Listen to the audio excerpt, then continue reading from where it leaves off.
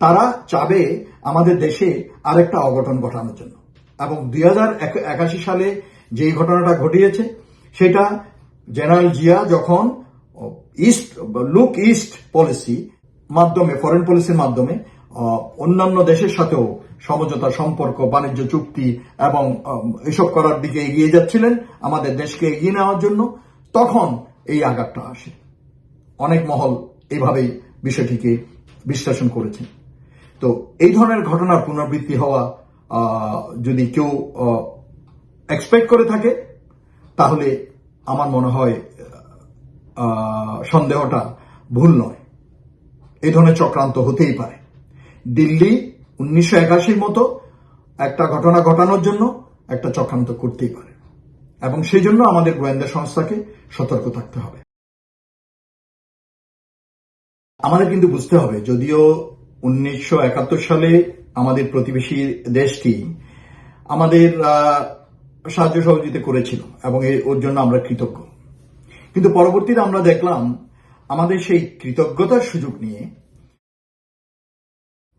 ভারত আমাদেরকে তাদের করদ রাষ্ট্রে, করদ রাজ্যে পরিণত করার প্রয়াস চালিয়ে যাচ্ছিল। তারা মনে করত যে আমরা তাদের একটি অঙ্গরাজ্য, এবং ওভাবেই তারা আমাদের উপরে দাদাগিরি শুরু করলো। আমাদের ইভেন কি আভ্যন্তরীণ বিষয় সমূহগুলোর উপরও তারা হস্তক্ষেপ শুরু করলো এবং হস্তক্ষেপ করত। তারপর তারা আমাদের কাছ থেকে সবসময় বিভিন্ন চুক্তি হতো। চুক্তির সময় আমরা দেখছি যে তারা আমাদের থেকে নিতে চাইতো, কিন্তু তারা যেটা দেয়ার ওইটা দিত না, সেটা আমরা দেখেছি। এবং আমাদের দেশের বিভিন্ন ক্রান্তিকালে আমরা দেখেছি তারা আসলে আমাদের বন্ধু না, এবং এরা আমাদের কখনো বন্ধু ছিল না। এরা আমাদের বন্ধু ছিল না। এরা সবসময় যখনই আমাদের কাছে আসছে তাদের একটা এজেন্ডা নিয়ে আসছে, তাদের স্বার্থ উদ্ধারের জন্য আসছে। তবে এটা আমরা বলতে পারি যে দেখেন, ভূগোল তো আমরা বদলাতে পারবো না। ভৌগোলিকভাবে ওরা আমাদের পাশের দেশ, আমাদের প্রতিবেশী দেশ। ওরা যদি চায় তাদের সেই দৃষ্টিভঙ্গি, তাদের নীতিমালা এইসব পরিবর্তন করে আমাদের সাথে ভালো প্রতিবেশী হিসেবে থাকতে পারে। বন্ধু হয় কি না হয় এটা পরে দেখা যাবে, কিন্তু বর্তমান বাস্তবতায় বাংলাদেশের এবং বাংলাদেশের জনগণের সেন্টিমেন্টের যে ভারত ছাড়া বাংলাদেশ আরো অনেক বন্ধু চায়। তো ভারতের কোলে বসে বিগত সরকারগুলো যেরকম বাংলাদেশকে চালানোর চেষ্টা করছে, এখনকার প্রজন্ম কিন্তু তা চায় না, এবং জুলাই বিপ্লবের মাধ্যমে এটা প্রমাণ করে দিছে। এবং যে স্বৈরাচারী সরকার ভারতের ওপেন সাপোর্টে এতদিন বসেছিল এবং অত্যাচার চালাচ্ছিল দেশের ভিতরে, যে পরবর্তীতে তাদের দেশে পালাই গেল, ওরকম আর হয়তো বাংলাদেশে হবে না। তো যে জিনিসটা বলছিলাম যে দেখেন, এরা আমরা দেখেছি অন্তর্বর্তীকালীন সরকার আসার পরেও কন্টিনিউয়াসলি ডক্টর ইউনূস যখন ভারত বিরোধী স্ট্যান্ড নিলেন, ভারতকে পরিষ্কার বার্তা দিয়ে দিলেন যে দিন বদল হয়ে গেছে, দিন বদলে গেছে, আগের মতো নাই, তোমাদের সাথে অত দাদাগিরি করতে দেওয়া হবে না, আমরাও স্বাধীন সার্বভৌম রাষ্ট্র, আমাদেরকে সমান মর্যাদা দিতে হবে এবং সমতা মাধ্যমে লেনদেন হবে।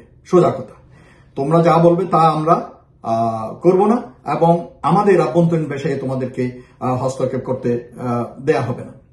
এইটা শোনার পর দেখেন তারা উঠে পড়ে লাগছে। দেশে বিদেশে তাদের এই যে মিডিয়ার মাধ্যমে, মিডিয়া সন্ত্রাসের মাধ্যমে, মিডিয়া প্রপাগান্ডার মাধ্যমে তারা আমাদের এই যে অন্তর্বর্তীকালীন সরকার এবং আমাদের দেশের বিরুদ্ধে কত বয়ান তৈরি করার চেষ্টা করলো এবং আমাদের দেশের ভাবমূর্তি ক্ষুণ্ণ করার চেষ্টা করছে, যদিও তা আলটিমেটলি হালে পানি পায় না। আমাদের দেশে ইলেকশন হলো। ইলেকশন হওয়ার পর এখন বিএনপি সরকার ক্ষমতায় এসছে তারেক রহমানের নেতৃত্বে।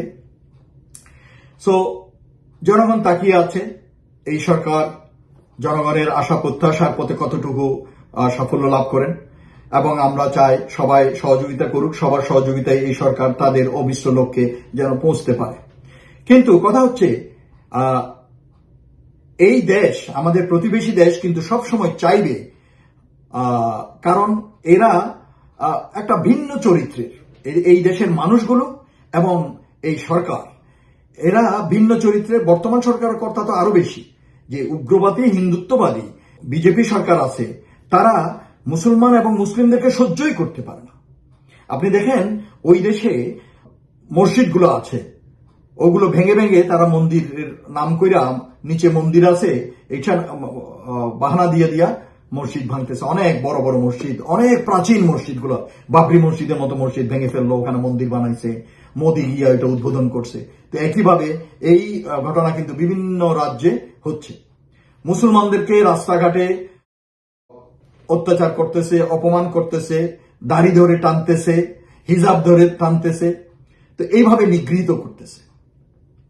তো এরা আবার আমাদের দেশের সংখ্যালঘু ব্যাপার নিয়ে তারা নাক গলানোর চেষ্টা করে এবং উস্কানোর চেষ্টা করে। অথচ আমাদের দেশে এই যে হিন্দু সহ অন্যান্য সংখ্যালঘু সম্প্রদায় যারা আছে, তারা যেরকম আরামে আছে, নিরাপদে আছে, এরকম নিরাপত্তা এবং সুযোগ সুবিধা আমার মনে হয় না ভারতে তো নাই, এবং বিশ্বের অন্য কোথাও আছে যে সংখ্যালঘুদের প্রতি এই ধরনের মনোভাব, আচার আচরণ সরকার এবং অন্যান্য ধর্মের লোকের। তো এটা কিন্তু অস্বীকার করার উপায় নাই। আমাদের দেশে যারা সংখ্যালঘু আছে তাদের কিন্তু এটা স্বীকার করতে হবে। ছোটখাটো ভুল ত্রুটি এখানে ওখানে বিচ্ছিন্ন ঘটনা থাকতেই পারে, বাট ওইটা আসল ঘটনা নয়। সত্যি ঘটনাটা উপলব্ধি করতে হবে এবং সবাইকে বুঝতে হবে যে এই দেশ আমাদের, আমরা এই দেশেই জন্মেছি, এই দেশেই মরব, এবং এই দেশকে আমাদের রক্ষা করতে হবে। এই দেশের জন্য আমাদেরকে বুক চিতিয়ে দাঁড়াতে হবে শত্রুর সামনে। কোন দেশের এজেন্ট হয়ে আমরা এই দেশে বসবাস করতে চাই না, এই জিনিসটা খেয়াল রাখতে হবে।